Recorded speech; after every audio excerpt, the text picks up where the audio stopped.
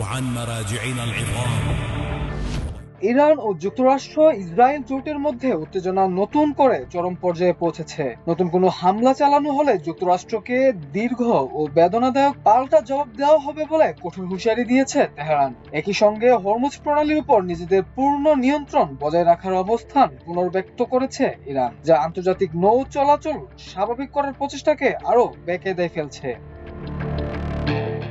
2 মাসেরও বেশি সময় ধরে চলমান এই সংঘাতের কারণে বিশ্বের অন্যতম গুরুত্বপূর্ণ জ্বালানি রুট হরমুজ প্রণালী এখনো কার্যত বন্ধ রয়েছে। এই পথ দিয়ে বিশ্বে মোট তেল ও গ্যাস পরিবহনের প্রায় 20% হয়ে থাকে। এর ফলে বৈশ্বিক জ্বালানি বাজারে তীব্র অস্থিরতা দেখা দিয়েছে এবং দাম বৃদ্ধির কারণে অর্থনৈতিক মন্দার ঝুঁকি বাড়ছে।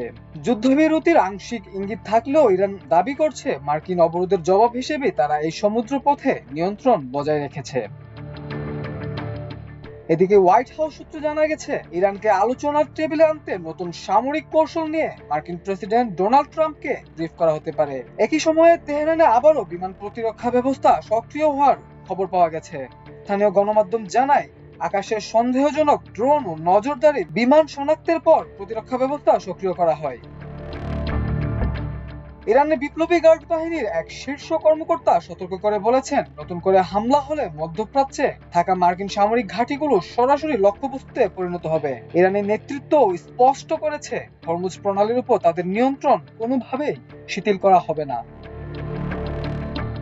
অন্যদিকে ইসরায়েলও ইরানের বিরুদ্ধে আরো কঠোর অবস্থানে ইঙ্গিত দিয়েছে। দেশটির প্রতিরক্ষা মন্ত্রী ইসরায়েল কাদ বলেছেন, ইরানকে ভবিষ্যতে ইসরায়েলের নিরাপত্তার জন্য হুমকি হতে না দেওয়ার লক্ষ্যে প্রয়োজনে আবারও সামরিক অভিযান চালানো হবে। তিনি আরো জানান, এই কৌশল যুক্তরাষ্ট্রের সঙ্গে ঘনিষ্ঠ সমন্বয়ের ভিত্তিতে এগুচ্ছে।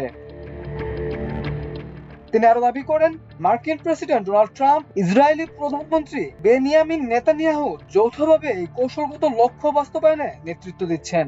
উদ্দেশ্য হলো ইরানের সামরিক সক্ষমতা এমনভাবে দুর্বল করা যাতে তারা আর আঞ্চলিক বা বৈশ্বিক নিরাপত্তার জন্য হুমকি না হতে পারে। বিশ্লেষকদের মতে, যুক্তরাষ্ট্র ও ইসরায়েলের এই সমন্বিত চাপ ইরানকে আরো কঠোর অবস্থানে ঠেলে দিচ্ছে। ফলে পাল্টাপাল্টি হুঁশিয়ারি, সামরিক প্রস্তুতি এবং কূটনৈতিক অচলাবস্থা মিলিয়ে মধ্যপ্রাচ্য আবারও বড় ধরনের সংঘাতের ঝুঁকির মুখে পড়ছে। মাল্টিমিডিয়া ডেস্ক, আমার দেশ।